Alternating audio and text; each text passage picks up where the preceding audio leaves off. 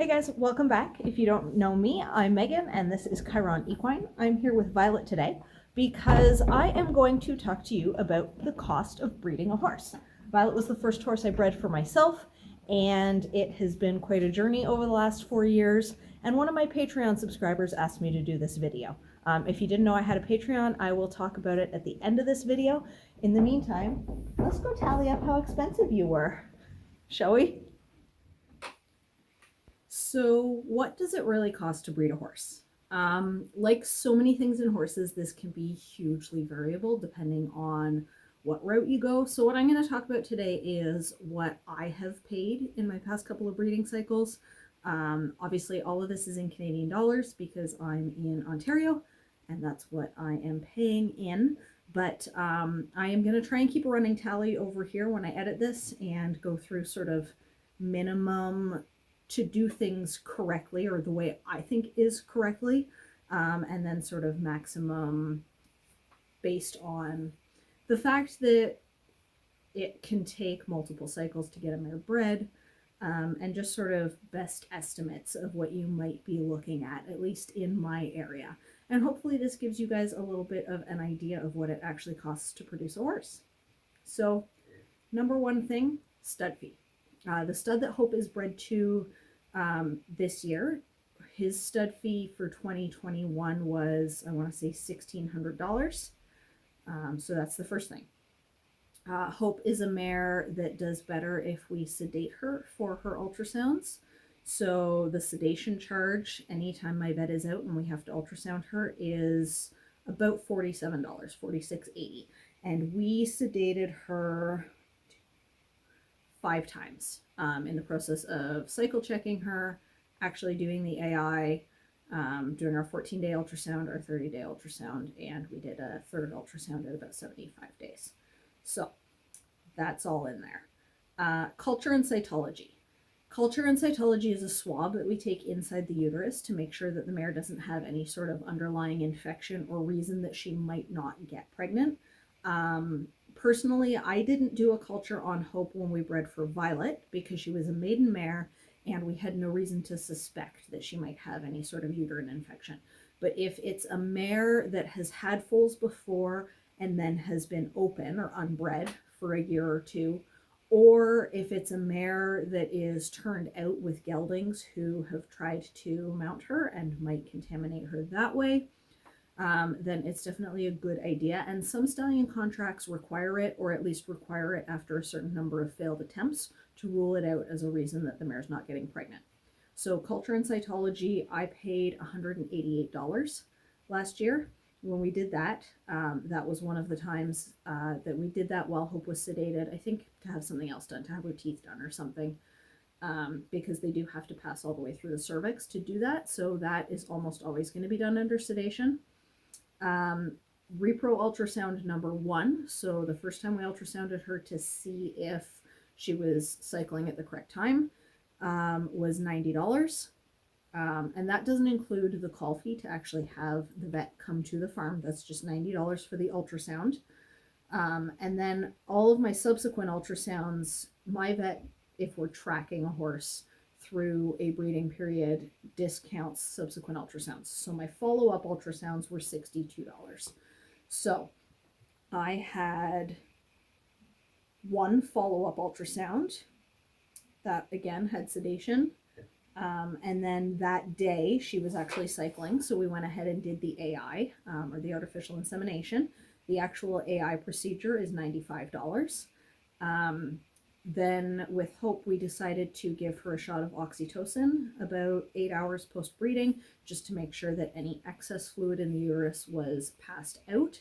Now, instead of having the vet come back and give that shot, they left it for me and I gave it to her myself because they've taught me how to do that. So that's somewhere that I save money, but that is something that my vet taught me to do and they're comfortable with me doing at home. So I paid $20 for the actual drug that they left behind, but I didn't have to have them come back later that day to give the shot, or that would have cost me an injection fee and a call fee as well. When we did her preg check at 14 days, again, we sedated her. The preg check ultrasound is $90. thankfully she was pregnant. So Hope caught on the first cycle. I have been very lucky in that she has caught first cycle pretty much every time we've tried to breed her. But on average, you want to plan for about 3 cycles per mare. So that's going to change your cost as well. And then we did a second preg check at 30 days. That's when we check to see that there's a heartbeat. Because on average, somewhere between 10 and 20% of pregnancies will be lost between being confirmed pregnant at 14 days and the heartbeat check at 30 days. So thankfully, she was still pregnant. And from there, the next thing is at 5 months, we give a vaccine called Pneumabort. Some people use Prodigy. It's just a different brand. It is a shot specifically for pregnant mares for EHV1. If you're not familiar with EHV1, it's a herpes virus that in most healthy horses causes mild upper respiratory symptoms like a cold. But in pregnant horses, it causes abortions, and it causes what we call abortion storms, because if it goes through a herd of brood mares, it can cause the whole herd to lose their pregnancies. So we vaccinate for that at 5, 7, and 9 months. And again, that's an injection that I buy from the vet and give myself. But if you aren't comfortable giving injections, or your vet's not comfortable dispensing that injection to you, that is their prerogative, and then it will cost you to have them come out and do that. So if you can time it so that somebody else at the barn or another horse needs something else done and you're not having them come out just to do one vaccine, that's great. But it's really important to me that I do that just to make sure I'm protecting that pregnancy as much as possible. So I pay $34 for the actual needle, and we do 3 of those over the course of the pregnancy.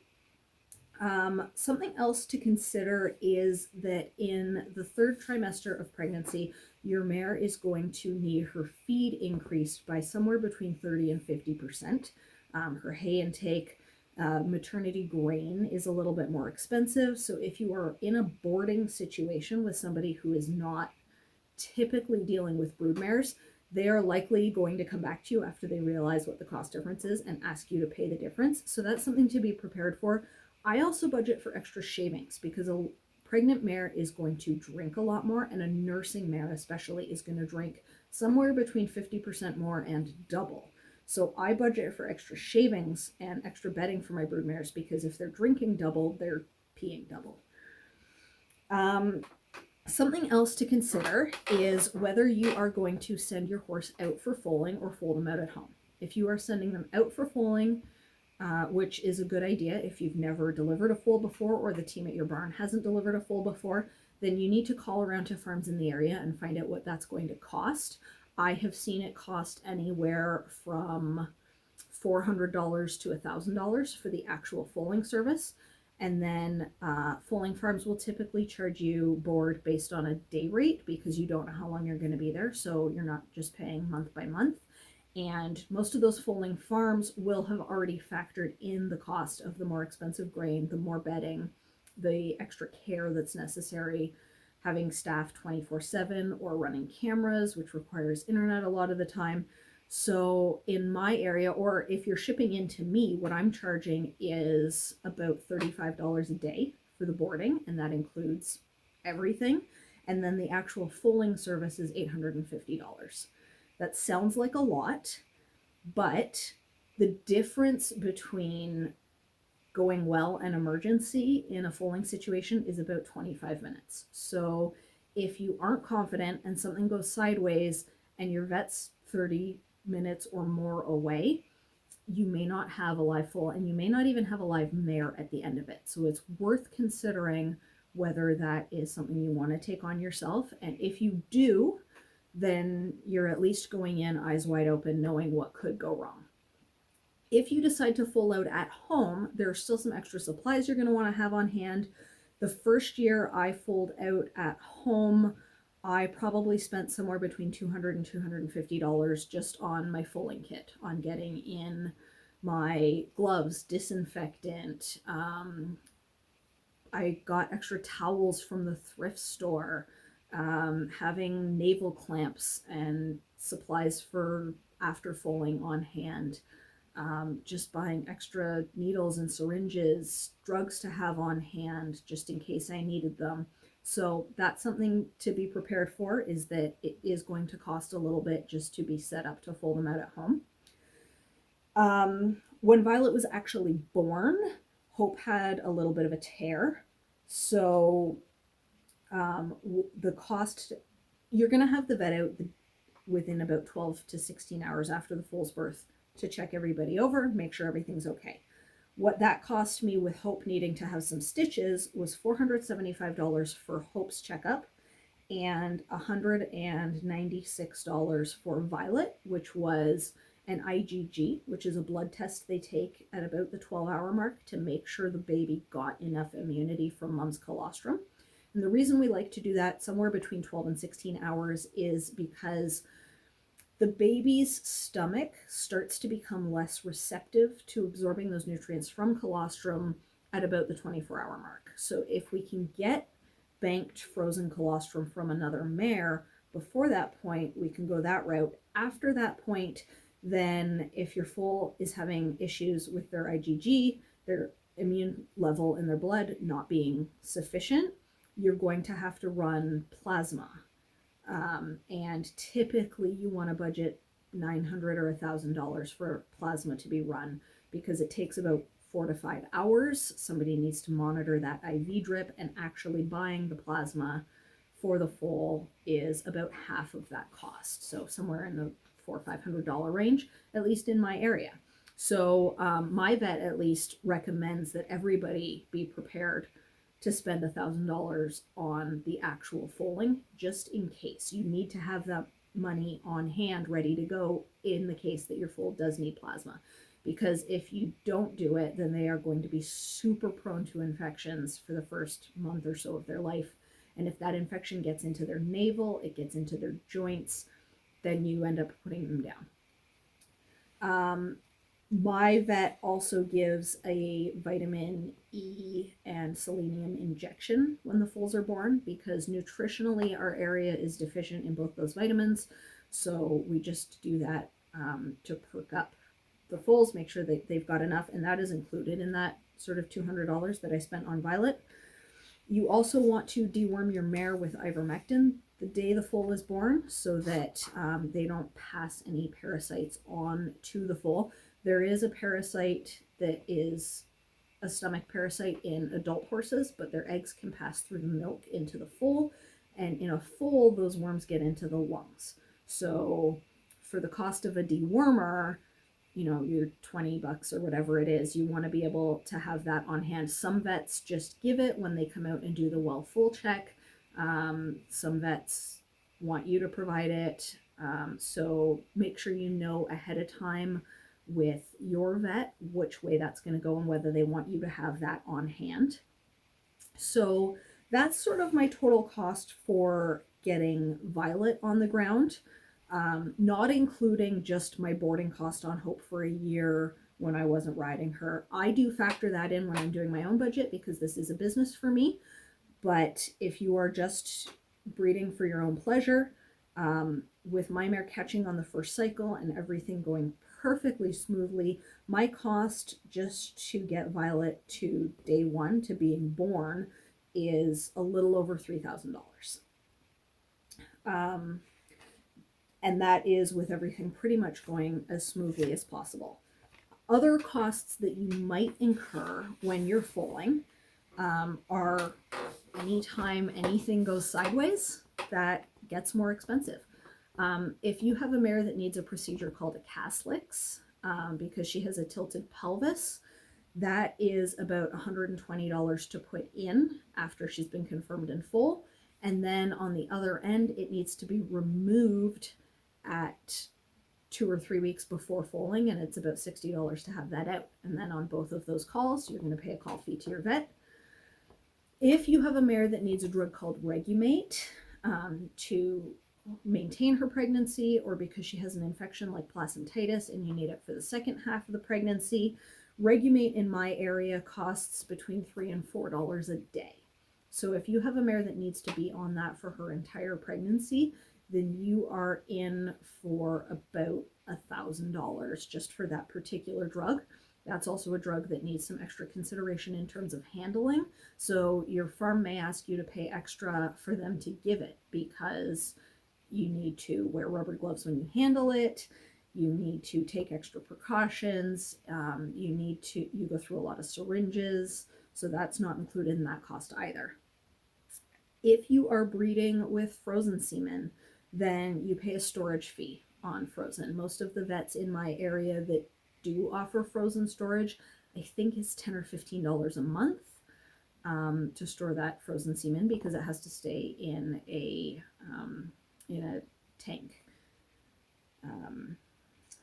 with liquid nitrogen. That's the word I couldn't find. Liquid nitrogen tank.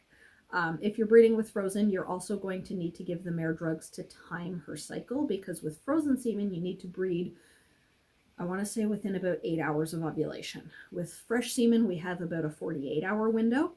I also was breeding to a stallion that's local, and I was able to pick up semen. But if you are shipping semen within Canada, I believe the FedEx charges in the $250 to $300 range, and you're going to pay that on every cycle if your horse doesn't catch the first time.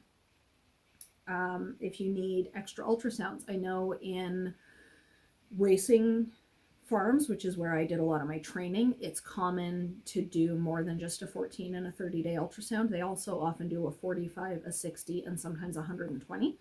So you could be looking at 5 ultrasounds, even if your horse catches on the first try.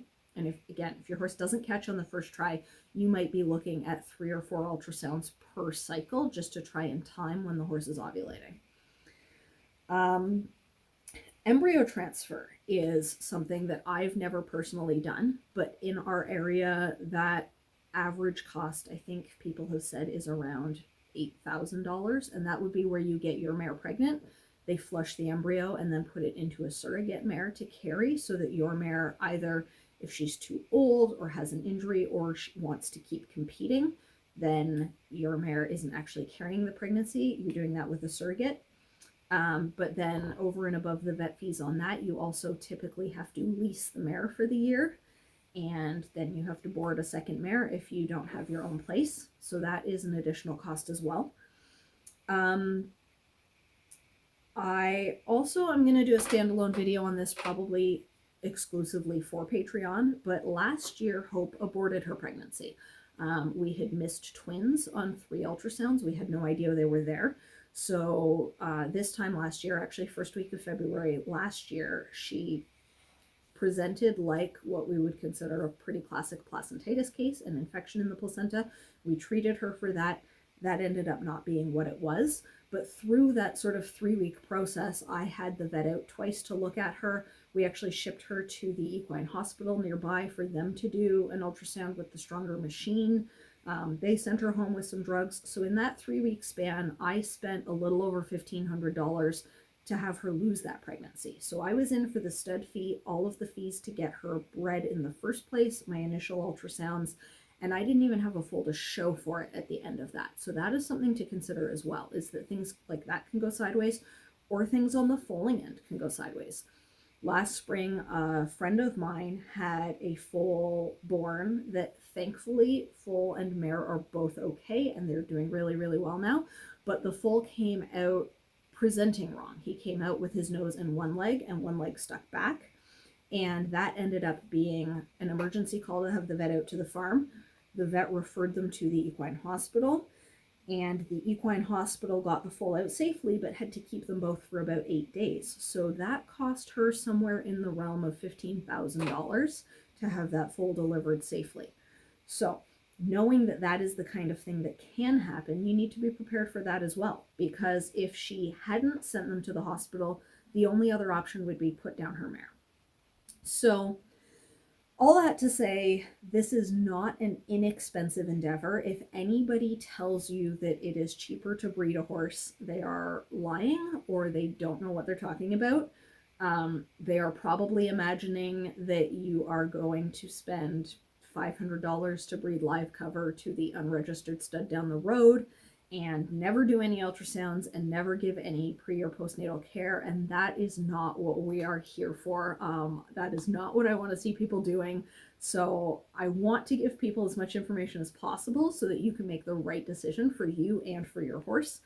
Something else to consider when you're talking cost of breeding: is this foal going to be for sale, or is it a keeper? If this foal is a keeper, you're going to pay board on it for 2.5 or 3 years before you even put a foot in the stirrup.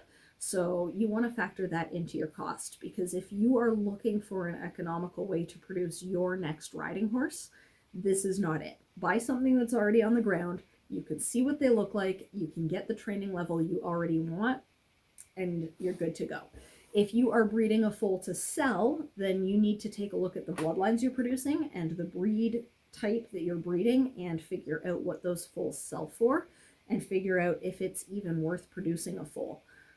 Typically, when you're selling a foal, the value that they have just based on their pedigree the day they're born is going to be the same value they have until something changes, like you start training them.